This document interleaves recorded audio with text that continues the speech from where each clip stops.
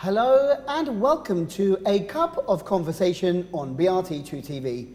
My name is John Ghazi, I'm your host for the next 45 minutes, and on the programme today I'm very honoured to have with me an old friend of ours here at BIDAC, Mr. Jarra Brown, MBE, and we'll be talking about his life in the UK, his very important work in the UK, why he received an MBE, and his most recent book, 46 Miles, which is now available here at a bookshop in Northern Cyprus. A very, very important book. Why? Well, stay tuned to find out more. First of all, Jarra, welcome to the programme. It's great to see you again. It's very kind, John. Thank you.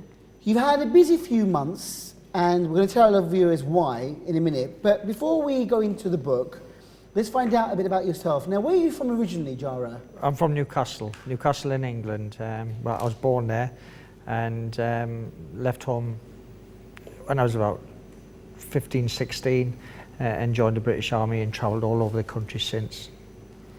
And then you became a police officer? Yeah, I became a policeman when I was 30 years of age.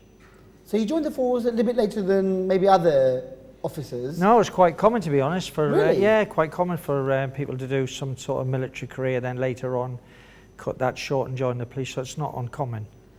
Fantastic. But now you are living here in North Cyprus. How long have you been here? In North Cyprus, actually living. I retired in March 2012 and moved out the next month, but I bought the property in 2004. So you've had a link with Cyprus for quite a few years now. Well, before that, I was with the United Nations as a young soldier from 1981 to 1984, so I know the island quite well. Is that what brought you back here to retire? I mean, you know, if you knew the island when you were, with the UN, did you know about the island, about the north and the beauty of the island then? Is that Yes, because I was a plumber with the United Nations and we worked with Turkish Cypriots and Greek Cypriots. And to be perfectly honest, when they kept mentioning the Cyprus problem, I could never understand what the problem was, because all the people I worked, Greeks and Turks, all got on fine. So I was quite completely confused as why people kept mentioning the Cyprus problem. But I'm not a political person, so I won't go into that direction. We're not talking about politics today. We've got other more important subjects to talk about. And we met a few months ago when you first came to BIDAC to feature on Denise Phillips's programme, The Main Event. And I have to say, as a producer of that programme, you had her in tears at the end of the interview, and you brought a lump to my throat. It was a very, very unusual show for us, because normally Denise's programme is quite light-hearted. Even when she has an author in, the book is quite, light-hearted or, important, but, never very, bring out all the emotions in one go. But you certainly stirred many emotions in the studio that day when you came to BIDAC, first of all. We're going to talk about 46 Miles, because this is a book that you've written, and it's a journey of repatriation and humbling respect. And you actually wanted to pay respect to the hundreds of British servicemen who died in Iraq and Afghanistan and who were repatriated where you were posted a few years ago. It's all come back to your mind now. You put it into a book in great detail, and I thank you for giving us a copy of the book as well. I've read a few chapters, and already I imagine how you feel, or how you felt at the time. You brought alive, the ceremony. Let's go back to the very beginning. Now, you were nearing retirement then, weren't you, when you were given a final post? Yeah, I told you out of the blue, I was settled in Plymouth. I was a policeman in Plymouth at the time, and one of my chief inspectors said, "Look, Jarra, we're looking for an established policeman to work alone in rural Wiltshire, a place called Lynham, in just outside of Wootton Bassett." And he said, "We think you'd be the man for it. Would you consider going?" And 6 weeks later, I found myself on the beat up there. So you thought it was going to be like a nice sort of way to end your career in the police force, because it's quite quite a quiet place normally, isn't it, really, in that area? Well, to be honest, after being in city police and country bumpkin policing was just what I fancied. A nice way to run your career down. You've got your streetwise, you've got a good head on your shoulders, and you can deal with most things with common sense. And I quite like the challenge of working in sort of heartbeat land. So yeah, it was a a number I relish. And yes, I did think I would get have a steady workload, but nothing that's going to, you know, lift up trees. Tell our viewers what happened. What was the reality? Well, quite simply, I'd been there 6 months when I got a phone call from RAF Lining, which was in my beat area, and they said to me, look, Jarra, can you possibly come over to the base? We're doing a rehearsal for the repatriations, because we're going to, from April the 1st, we're going to start bringing the soldiers home, killed in action in Afghanistan and Iraq. And I didn't understand why they wanted to be there, but obviously I went along. It was a military ceremony on a military base for military soldiers killed in military operations. And I've emphasized the word military there on purpose, because the fact that I was a civilian policeman, what's it got to do with me? And I'm ex-army, you heard me mention that earlier. I was a commando soldier. I did plenty of time. I actually flew out of RAF Lining quite regularly with it when we went on manoeuvres to Norway. And when I was stood on that apron, they call it an apron where the aircraft land and taxi to, they turned it into a ceremonial scene, and I witnessed for the very first time the respects that are shown to soldiers when they're killed in action, how they are brought home. I've carried my own friends in to their grave who've been killed in Northern Ireland, and never have I seen anything like this, never. It was the most humbling, honouring scene I've ever seen. And I was caught up in the emotions. It was surreal. I knew it was an empty coffin that was carried off the aircraft as the last post sounded. But when I saw it, I couldn't help but stand to attention. You hear the moments sometimes where people say their hairs on the back of their neck stand up. Well, this is one of those occasions. They even had actors, professional actors, playing the part of a bereaved family, and they played it a little bit too good, I'll be honest. And you felt as if you were intruding on this ceremony, too close. I was literally 5 meters away from these actors playing the bereaved family, and I felt very uncomfortable. The ceremony concluded with the coffin being placed in the hearse, and it was escorted away. And that was the end of the service, the ceremony. Then they started a debrief, and then I was approached by Barry Alban Dyer, one of the smartest men I've ever met in my life. He was the funeral director, and he came up to me. He was old school, and he came up and said, look, Jarra, I'm Barry Alban Dyer. I'm in charge of bringing the soldiers home. Is it possible you could help us get the cortege up to the M4? And I says, Barry, after watching that, let's get them to the moon. And do you know what, Jan? After 4.5 years, in the spirit of what I meant, we did that. We did get them to the moon. I have read that in your book. You said, I'll take you to the moon if it's necessary. And you did. Unfortunately, very, very early and very frequently, you did the real thing. That was the rehearsal that you were impressed by so much. Then, unfortunately, it all happened. What strikes me the most in the book is that how you're talking about the phone calls you got from the Ministry of Defence and how very clinical, Jarra, another soldier down, get ready for Operation Pabby, for next week, whatever. Very, very clinical, short and to the point. But what you feel is totally the opposite, where you're thinking about the families, you're thinking about how sad it is, how young these men and 3 women, I believe, that are also in the list at the end of the names of the people who passed away, female soldiers.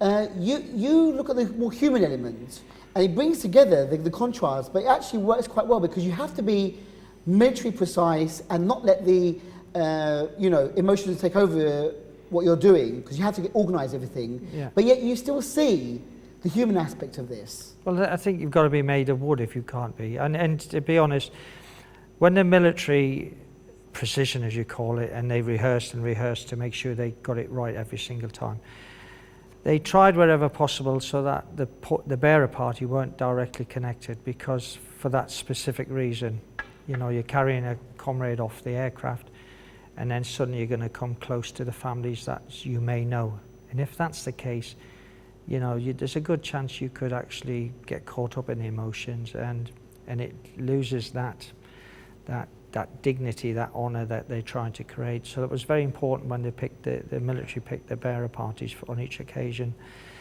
But yeah, I mean, to be honest, Jan, when I signed up to escort the corteges up the road to the M4 through Wootton Bassett, I didn't have a clue what we took on.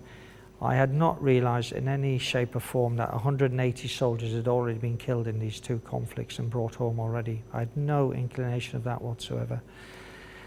And then when that rehearsal finished on the Thursday, and that's when I got that first phone call the Monday morning. It was the 2nd of April 2007. And as you say, Dominic McAvoy, the squadron leader, RAF Line, phoned me up, says, Jarra, good morning, bit of preamble. They don't waste money on phone calls, the RAF. Bit of news, soldiers have been killed, planned for Operation Pabe Thursday. That was the depth of a call we'd get. Sadly, the same day, another call came from the same man, and he says, Jarra, bit of news, another soldier now planned for 2. And quite often that is as simple as the messages we got. In fact, if I go further on to that, because it was Rifleman Aaron Lincoln and Kingsman Danny Wilson were the first 2 lads came home.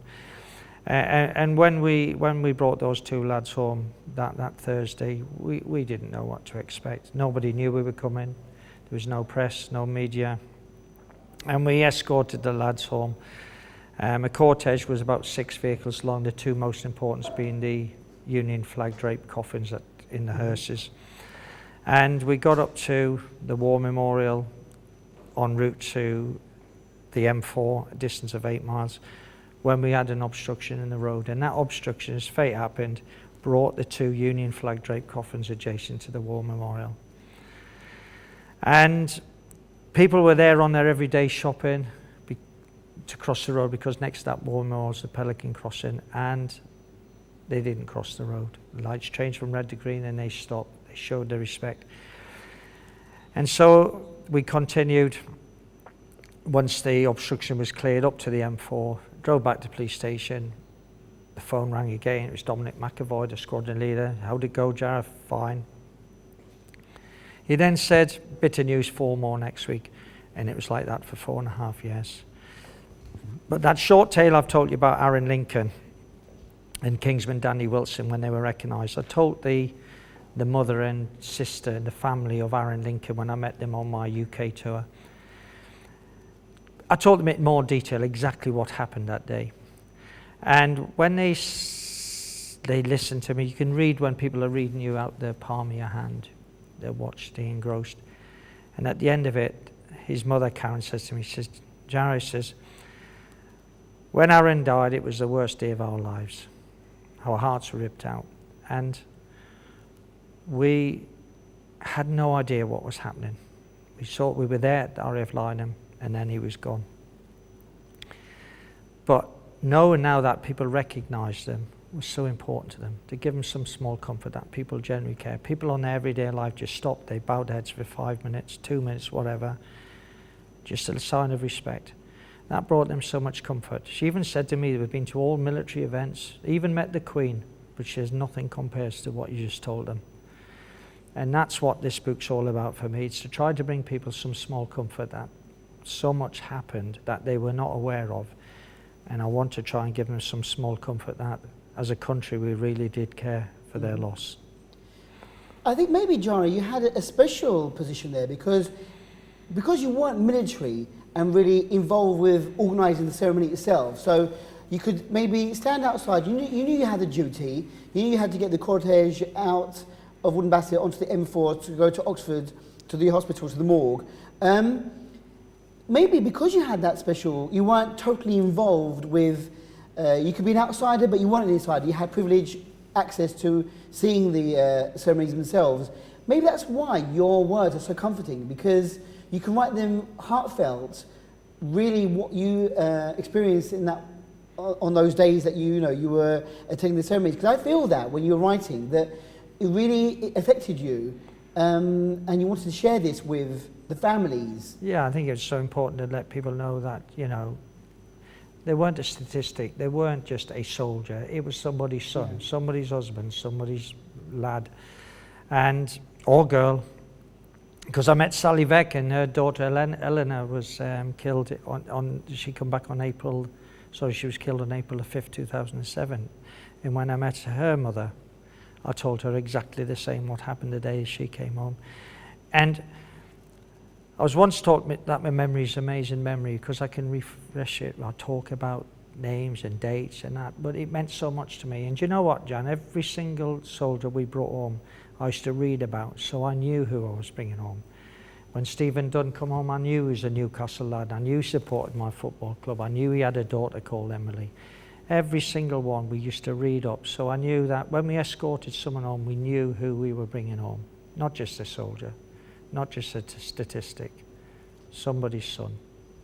And for the families, do you think that's very important for them to feel that their child or husband or father or brother, whatever, that they weren't just a casualty of war, that they were respected? That is the important thing here, because when you went to the UK for your tour of the book, you know, as you say, you have everyone's attention there. You're talking about your experiences. When they read these pages and read about how you felt, do you think that they get comfort knowing that, you know, wow, they really put a lot of effort into repatriation, and it wasn't just, you know, somebody in a coffin unknown. That person was, you know, loved and cared for? Well, I think without a doubt. I mean, it's always difficult to answer a question on behalf of somebody else. Yeah. What do I think they thought? What I can say is that when I met the mother and grandmother of William Aldridge was 18. He was the youngest soldier killed, just days into his 18th birthday. And he came home in July 2009. He was one of 8 lads came home. During my UK sort of tour, for a better word, promoting the book, his mum contacted me and asked, did I bring her son home? And I said, yes, I did. And I told her everything in detail. Sent her a huge email saying this, this, and this. And she said, do you know, one day I'd love to meet you and just say thank you. And I said, well, I'm going around the country, where do you live? And she says, Hereford. I said, well, you won't believe it, I'm going to Hereford on Wednesday, for some 4 or 5 days away. And I'd planned this sort of like book signing event. It's quite low key, but I says, could you come a couple of hours earlier so we can have some private time? I didn't want it to be in the faces of other people. I wanted to be personal. And she arrived with her mother, William's grandmother. And we chatted for a good hour and a half, 2 hours, over lunch, had a bit. They asked questions, I answered questions. And she told me that her mother wouldn't say anything because she's quite subdued and very emotional, which is, you know, very, you know, unless you're in that position, you can't imagine the heartache. But it's quite simply, she had her heart ripped out the day her grandson was killed. And to our total surprise, the grandmother said a few words. And she says, excuse me, may I say something? I said, of course you can. And she says, when I've been sleeping when I go to bed since 2009, since that horrific knock on the door, all I see is this darkness. My grandson William in a corner, in a dark, lonely place. And now I see light. Now I see my grandson. He's picked up from the battlefield, taken to hospital. They work on him, and sadly he passes away. But he's not left alone. He's then passed to the undertaker, who stays with them, because the Albans undertakers used to fly out there. And they pass him to the soldiers, whose soldiers carry him onto the aircraft. The bearer party in RAF Lynham carried him off with full military honours. The undertaker then leads him into the police escort, and we escort him 46 miles up the road. And then eventually he ends up at home. All that time he had somebody with him. And that simple message of a knowledge of that give that lady so much comfort. And she says, can I ask one more favour? I says, of course you can. Can I give you a cuddle? I said, oh bless. You know? So yeah, there's many tears were shed. But on these occasions, you can't rip somebody's heart out twice. But it gave them some small comfort that people they didn't know cared. You do have a great memory. You can remember most of the, you know, ceremonies that you attended, and, you know, as you say, you did research on the fallen. But why did you want to decide? How did you decide to write a book? I mean, you could have sent emails to those who requested information, families and friends who wanted information. You could have just, as you said, sent an email of what you knew. Why did you want to put this down formally in the shape of a book? Was it so that, I mean, anyway, I know the answer is for future generations to be able to read, especially members of the family, future generations of the family to read. But why go to all the trouble of writing a book and putting your thoughts down into 46 Miles? Well, I suppose in many ways it was quite therapeutic, without a doubt. When you do something week in, week out, you don't necessarily get a chance to reflect on what you're doing because it's in your face full time.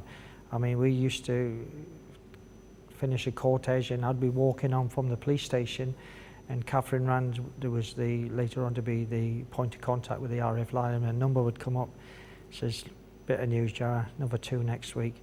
So you didn't have time really to reflect on each occasion, on each sad occasion.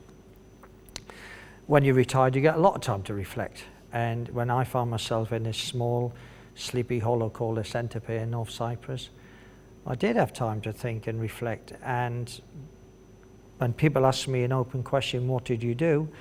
The Wootton Bassett story often came up. And I was at the Armed Forces Day, which the Royal British Legion Carina branch had organised in 2013, when that same conversation came up. What did you do? And I started chatting, and before I knew it, there was 3 or 4 people around us, and then a couple more, and they were just intrigued and listening to it. And one of the chaps I was speaking to was a lad called Bill Haley, who's actually wrote his own book, and he distinguished career in the Royal Navy. And he was there with his wife Jackie, and we were chatting away. I had my little granddaughter Lily May with me, and they were helping me sort her out. She was only 18 months of age. And he said, Jarra, you should write a book, mate. It's amazing stories. You just reeling, one after another, reeling off your head. And I said, you know what, many people have said to me, you should write a book, Jarra. And I said, I wouldn't know how to start. He says, and then Jackie suggested, why don't you write it for your grandchildren? So it feels informal, more relaxed, no pressure. You're writing something for your grandchildren. And that day I went home with Lily May, my youngest, was she the youngest? She was at the time, the youngest grandchild. And I sat down, passed her off to her mum, and started typing. And I couldn't stop. It's incredible. I was told 2 tips on writing a book. 1, don't edit, just keep writing. And they gave me a benchmark of about, say, go for about 100,000 words. In the months that followed, I'd realised I'd written 166,000.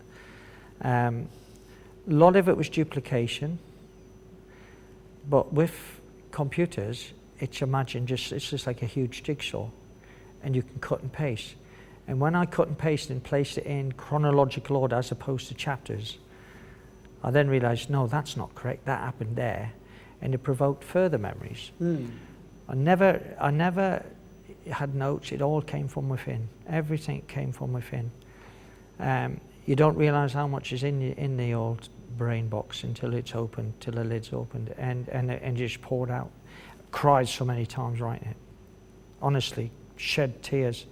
Used to get frustrated because I was in the middle of a story and remembering exactly what happened, and I wanted to nip to the loo, so that was quickly run to the toilet, keeping my mind ticking over, then run back.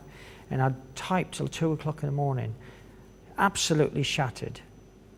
And then get up 6 o'clock and start again, because 4 hours is enough sleep for me. I had something to do. And I never knew how much I would enjoy writing. I mean, I was expelled from school. I wasn't a bad lad, but I was a lad full of mischief. Homework, never did it. Had no intention of doing homework. Never intention of writing a book, but I tell you what, I really, really enjoyed writing. As you say, it's probably a bit therapeutical for you as well, because you've seen so much and you've been affected by what you've seen in your final duty as a policeman before your retirement. So, maybe you've grown from this experience as well, now that you're sharing it. And I know that many people have appreciated you writing this book. And as you say, when there was darkness, now there is light, and you've given them hope and comfort in the fact that, yes, they've lost a loved one, but their loved one was honoured in the best way possible. and with the highest regard from the military.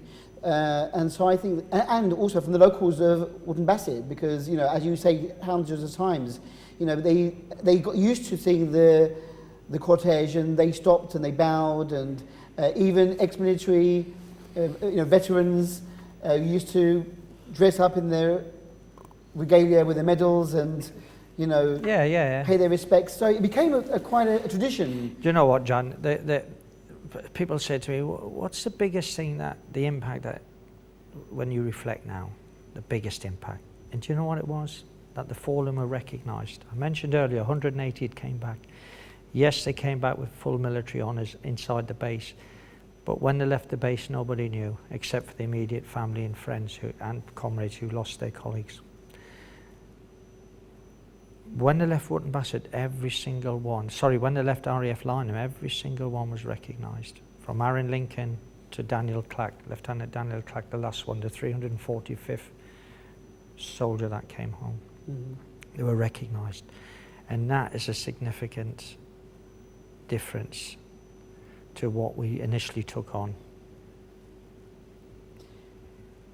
I'm sure some people are going to ask, why 46 miles? Because really from RAF Lynham to the M4 going through Wootton Bassett, it's only how many miles was that journey? Well, that is 46 miles. From where the airplane lands to the John Radcliffe Hospital is 46 miles. To the hospital grounds. But what you actually did though was actually shorter than that though. You didn't take them all 46 miles, did you, yourself? No. Only to the M4. Obviously, if you go back to March 2007, the request was, could we help them get to the M4, distance of 8 miles? Mm. Then, as things developed, we were asked, could we slow the cortege down, because people started to congregate at the War Memorial. So we slowed down, and then we were asked, could they conduct a page the soldiers through? So within 3 or 4 repatriation ceremonies, things had changed quite quickly. By May, we started in April, by May, when we brought Corporal Gilly Gilliatt back, we were asked if we could go a bit further, because the cortege undertaker, the funeral director, Rob Roundtree, had found a more easier route to get to John Radcliffe Hospital. Instead of going up the M4, they were going to go along the M4 and then cross-country up along the A420, which gave them a more direct route. And asked if we could assist getting them to the border. It was in our policing area, so yeah, that was no problem. But what it did mean for us, we had to use extra resources, because we was on the fast roads then. We had to use what was called now road policing units, traffic cops in old money. And they used to send out a marked vehicle in front of us and one behind us, and sort of like block the cortege in. That was later found to be more useful if we used outriders, motorbikes. So the motorbikes came into it. So suddenly what started off as an operation with just me and a mate, a friend, Mark Levitt, always my inspector, I look on as a friend, the two of us and maybe a passenger in each vehicle, 4 coppers, suddenly ended up with 50 coppers every single time from 3 different police forces. We had the Ministry of Defence Police used to come from Devonport, Plymouth, Wiltshire, bottom of Wiltshire, Salisbury, and from Tewkesbury. And they travel 2-3 hours to get just to the briefing. Spend how many hours at the ceremony, for a better word, and then travel 3 hours there. And not once did anybody claim overtime. We all had this impression it was the right thing to do at the right time for the right people. There's never anything financial budgets. Then we had security implications because of the concerns with maybe terrorists and things like that. So we weren't concerned with that as the police, but the public were. So what we used to do was carry out what was known as a reassurance security search, and we'd have the police dogs and their search teams would do a sweep through an hour or so before the cortege was due. I don't know if you know much about police dogs, but they get bored. They're like kids. If they keep doing the same thing over and over again, it's not a game. It's boring. So we had to resource dogs from different forces, in fact even the prison service, and they used to come from Plymouth, from Cheshire, Cumbria even. People just did the right thing within the police for the right reasons, and it was completely different. Whereas everybody sort of like, now if overtime, I want me time and third, time and half pay. It was never mentioned. We had a bloke called Graham Hurst, and he used to organise all the operation orders for the police. His biggest challenge was saying, no, we don't need you. We had specials coming off work. We had all sorts, PCSOs coming from out of area. We'll help. Not because they wanted to be on the television. The televisions never turned up till about 2009. They wanted to do it because if you'd been there once, you knew it was right to do what we did. Yeah. And then that rippled up to Thames Valley Police, because Thames Valley Police got involved in about April 2008. And they did exactly the same. So what people saw, as I say, on the television in that stretch, about 400 metres of Wootton Bassett, we saw that for 46 miles. And so, 46 Miles is the name of your book, which was inspired by a poem written anonymous. We don't know who the author is. It's anonymous. No. Yeah. I'd like for you, because I've heard you read this on the radio with Denise's main event programme a few months back, and I was so impressed and so touched by how you read it. I would like for you now, if it's possible, Jarra, for you to read out this poem that really sums up everything and, of course, is the inspiration for the title of your book. Yeah, well, but before I do, can I just say the letter that goes with it? I'm not going to go through the pages to find a letter, but I'll summarise it. The letter was from an infantry soldier, 22 years service. Don't know what rank. But the conflicts in both Iraq and Afghanistan obviously had massive impact on him. He'd been stood on the high street 3 times when his own colleagues had been killed and were brought home. And he'd seen whatever events that took place in Afghanistan. Reading into it, he looks like he's got the signs of PTSD, though I'm obviously not a doctor. But you can see it's had impact on him because the emotions were massive when he put pen to paper. And he signed off the letter that came with the poem to say, I wrote this poem. It took a lot of, it was quite, he felt it was really a big thing to do.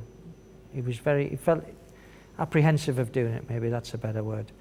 And he wrote this poem, and he just wanted to say, this is from a nation's grateful soldier.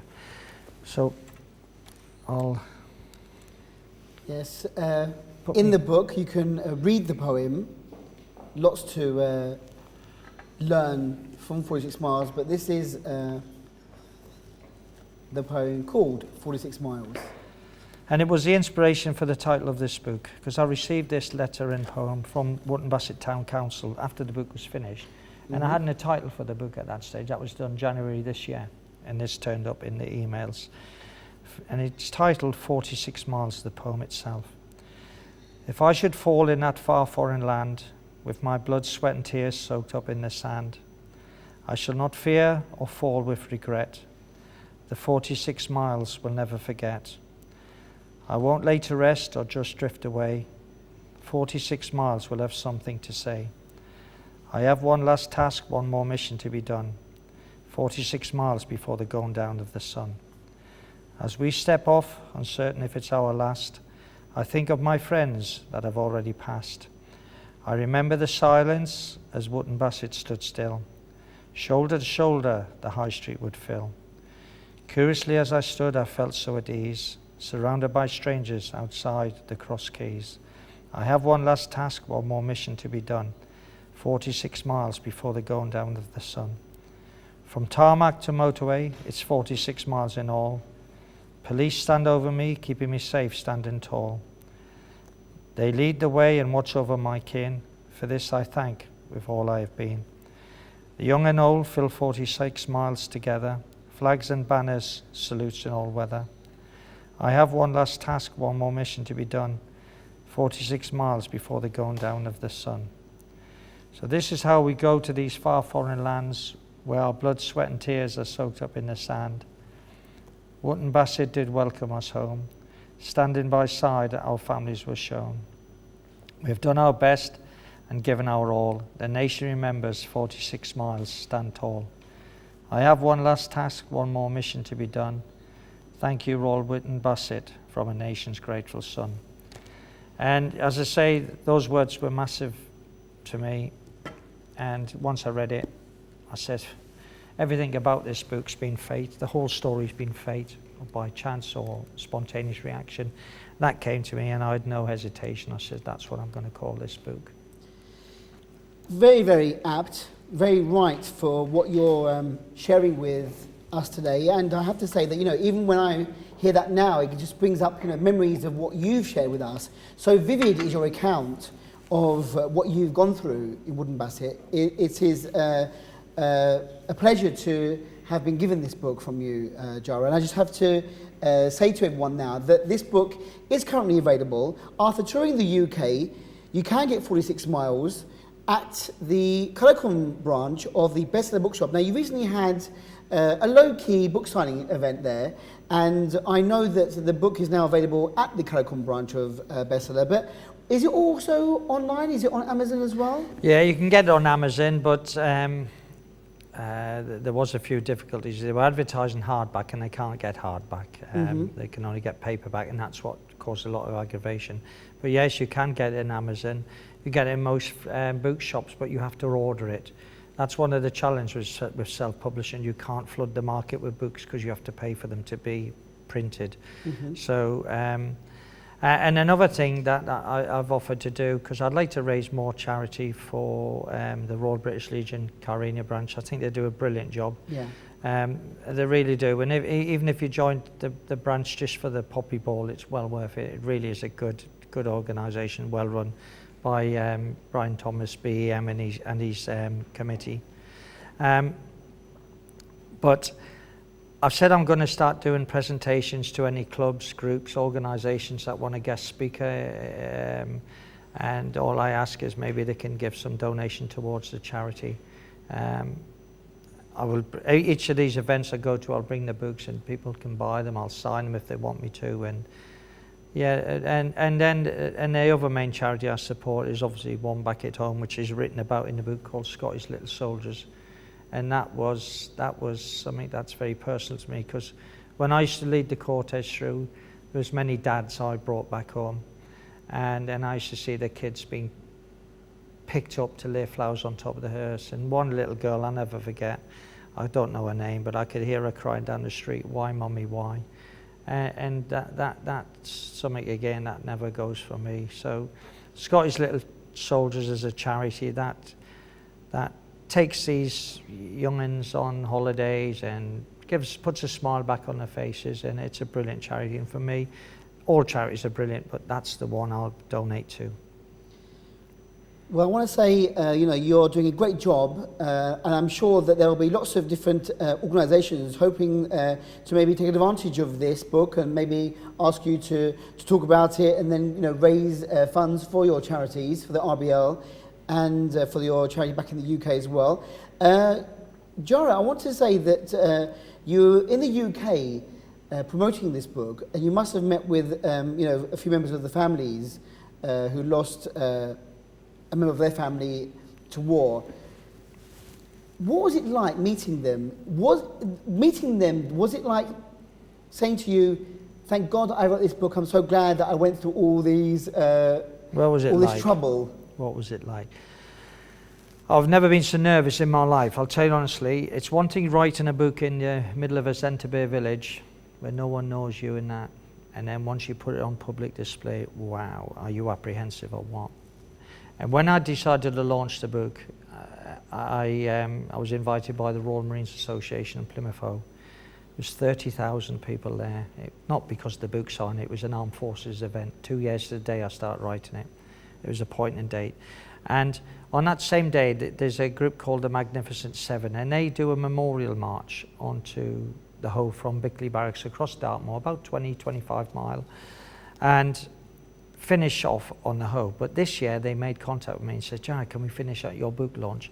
So this was the mothers, the fathers, the wives, the children who lost 7 partners and sons from 42 Commando in the summer of 2011. And when I got wind of that, that's what they wanted to do. I got the word spread round to the old boys used to line the 46 miles. I says, come on down here. Something special is going to happen. They were asking about the book. Come down here. This group's going to march in the memory of their loved ones. Wouldn't it be nice if we honoured them as they came onto the Hoe? And they were due in at 3 o'clock, and word started to ripple. By 3 o'clock, there was hundreds of people all lined up to clap them in. But it was a hot, sunny day. The blisters on their feet were hurt, and the back was aching. They were just drained from the heat, the intense heat, 25 mile. And they were an hour late, but by that time, more and more people had seen the old boys in their demob suits, medals and berets. The regular soldiers were also there. The Royal Navy were there. The RAF were there. They all joined in. And they funneled in on the Hoe, the promenade, to where the book signing was.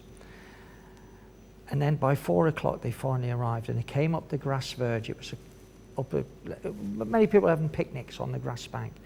And they all were displaying their shirts, these people who were walking. And somebody recognised and stood up and started to clap. And then others clapped. And then others clapped. And they were telling me when they finally arrived at me, and they said to me, Jarra, we didn't know where they're clapping. We was looking around to see what they're doing because we've never had this before. And they realised that everybody was looking at them. And they started to walk up the Hoe. And when they walked onto the Hoe, there was thousands of people had lined in. Thousands. And as they came, the old boys would salute. The Royal Navy salute. The Air Force, the Army, all would salute. And then the old boys lowered the standards. Now the standards would come down, and it came down as each one walked past. By this time, the tears were pouring from it, absolutely pouring. But, you know, it's moments like that you can't make up. It just happened. It was organised to a degree, but they had no idea. And suddenly they all stood up 10 foot tall. Their loved ones had been remembered. They'd been remembered. They hadn't been forgotten. 4 years on. And that's what this book is all about. It's remembering them. And that is what 46 Miles is all about. Fantastic description, vivid descriptions. We're feeling like we're living what Jarra's lived through. You're talking about hair standing on end. Your description just now has brought the hairs on my arms standing up. Jarra, it's been a pleasure to hear what you have to share with our viewers, and I am really enjoying reading the book. For me, it's very informative, very emotional. I'm sure it was more so for you because you actually lived through all this. But I advise anybody who is interested in this subject, or even if you're not into anything military at all, it's not a military story. It's a story about what Jarra wants to share with the world, and a journey of repatriation and humbling respect for those who lost their lives at war. And I think you've done a great job in honouring these fallen. And thank you on behalf of everyone for what you've done. MBE is the least that you were being given as a title. I think you deserve more. But thank you once again for coming today to BRTK. Good luck with the sale of this book, because I want you to raise as much money as you can for the charities that you are supporting. And thank you for being such a guy who can really put his thoughts into words, very vivid account, great memory, and I think you've done a credit to everyone involved in 46 Miles and in your work, in your final years as an officer in Wood and Bassett. Thank you very much, Jarra. And thank you for remembering the fallen. You're more than welcome. Thanks a lot. And with that, after a very, very emotional interview there with Jarra Brown, MBE, I want to say thank you, thanks to Jarra once again, and thank you.